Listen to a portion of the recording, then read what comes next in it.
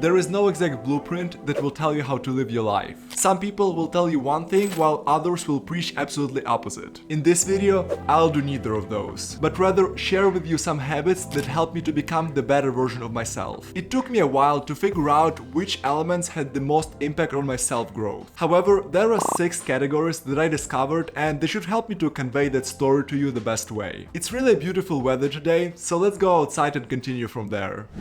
The biggest habit that I discovered for myself over the years was the ability to live my life for myself. There were always so many things I wanted to try in life. I wanted to start creating content, I wanted to start running a business, but I was always so focused on pleasing other people first. Before I was considering to starting something new in life, others people's opinion was always coming first. I was always first considering what other people would think about myself, about what I'm doing, etc, etc. The funniest thing, I was not thinking just about my friends. I was thinking about all the other people that I don't really even know that are gonna see my content, that are gonna see what I'm doing and what they're gonna think. That's just ridiculous because I don't even know those people. So, as you've probably figured, the habit that really helped me a lot in life was the ability to not care what other people have to say or think about you. And I'm not saying about being a jerk. It's simply not caring what other irrelevant people in the current situation have to say about what you're doing. Take my YouTube channel for example. If my former basketball coach would text me right now like, hey, stop doing this shit, find a normal job, it should not really matter to me because his expertise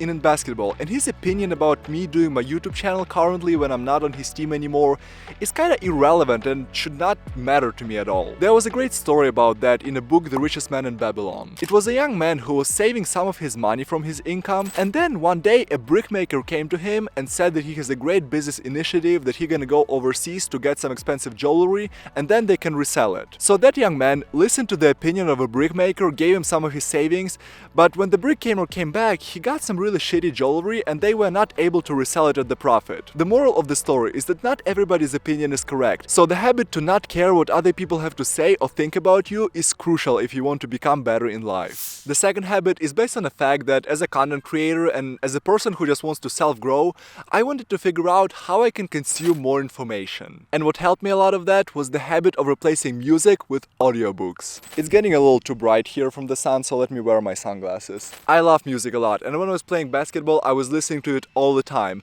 And I mean, still, when I go to the gym or something, I like to listen to music. But as I said, I needed to figure out how I can consume more information so I can do more content about it, so I can just self-grow.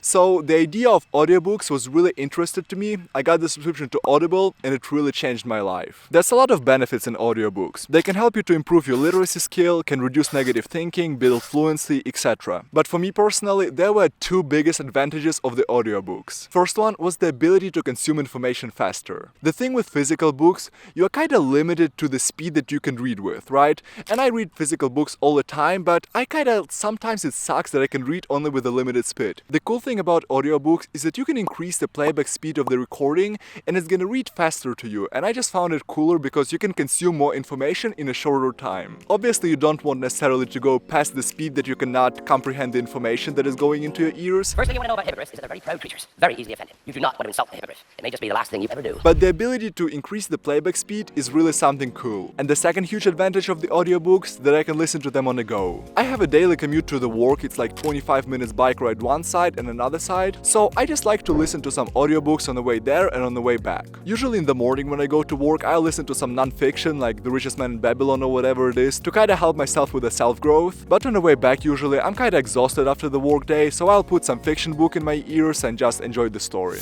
Habit number 3 on the list is the habit of figuring out how you can become more productive. When I was in college, I always had a lot of homework, I always had basketball practices, all the other things that I needed to take care of, and I was doing that, but I never really had a plan of action and the systems how I can do it more effectively and efficiently. It was just always run and gun, and I was unconsciously jumping from one task to another, getting distracted by a lot of things, so the habit of being productive really helped me a lot in life. Now, there's a lot of things that come into that productivity equation. It's the right software, the right techniques you are using, the right mindset, though it's a lot of things that you can take care of. But there's also simple and easy tricks like flipping your phone screen down while working or turning do not disturb mode. I made a full separate YouTube video about a couple of productivity techniques that helped me with that, so I'll leave a link somewhere here. Feel free to check it out, and let's move to the next habit. With number 4 on the list, we have a habit of mindfulness and meditation. I'll come back to my times in college one more time, and just that feeling of stress, of constant life stress. I was always in that go go mode, and I was never actually thinking about the present moment that I'm doing. You know, when I was in class, I was thinking about practice. When I was in practice, I was already focused on the game, and I was always stressed about those things in the future that are gonna happen and those mistakes I did in the past. So when I graduated college, I decided for myself that I don't really want to live in that constant stress anymore, and I wanted to find out some things that can help me with that. And meditation was absolutely my lifesaver when it comes to living more stress-free life. If I would come back to the times when I was just starting, the one thing that I would change, I would not try to figure it out all by myself. Our life currently spins around technology, and there's a lot of cool apps that can help you with meditation when you're just starting. Two of the best ones I found is Medito and Insight Timer. If you go to the Insight Timer, you're getting greeted with a quote of the day first, and then you have a timer, sleep, breathe, new courses, workplace. So you have all those fancy things that can help you to start with meditation. I personally like to make my meditation a little bit of fun, so I often look for guided meditation, and when you listen to the guided meditation, it kind of feels like someone is holding your hand and walking you through the path of mindfulness. And if I can give you some more resources that can help you with that mindfulness journey,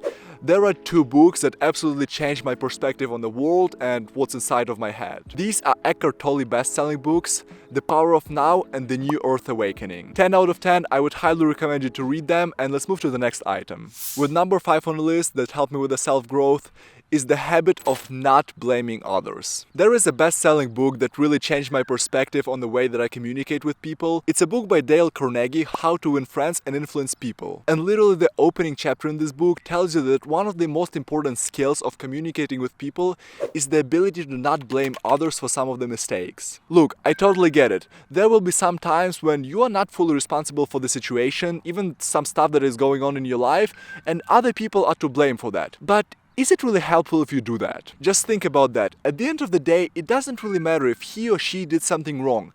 Because if you are not thinking how you could improve next time, you are not really helping yourself to self-grow and become a better version of yourself. When I was playing basketball, I had really a strict coach, and I saw so many players who were not performing well and not playing in the game, and they were the first to blame coach for something that is going on in their lives. But then I saw other players who were receiving a similar treatment from the coach, but somehow they were still playing good and then making it to the next level. So I decided for myself that blaming others is kind of the easiest option that you can take, but it's not really helping you at the end of the day. So whenever something goes wrong, I'm always trying to think how I can improve next time. And the last thing in this video I wanted to talk about is that every opportunity I got in my life, and there's a lot, I'm really grateful for all those opportunities, I got from the habit of hard work and going an extra mile. Look, I don't want to sound superior. I didn't make my first million, or I'm not successful by a lot of standards, but I still got so many opportunities I know would never happen if I would not do that extra work. Think about almost anybody successful that you know. Do you think that Elon Musk really clocks out at 4:59 every day and then just goes home and watch Netflix? Or maybe you think that LeBron James is the first person to go to the locker room after the practice? Well, probably not, because he's still staying in the gym and doing that extra work, shooting those extra free throws. Here is another quick example from the book we already mentioned, The Richest Man in Babylon. One day, a lot of slaves were getting to the walls of Babylon, and then those slaves were acting two ways when they were presented to their masters.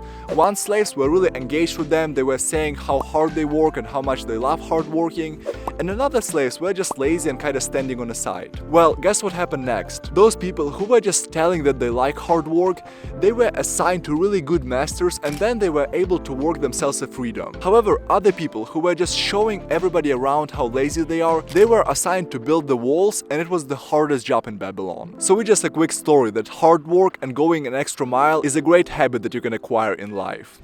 Some of you guys may find those habits a little bit too broad, but those are the categories that help me in life to really kind of boost my self-confidence, become better in life, and do all the other things.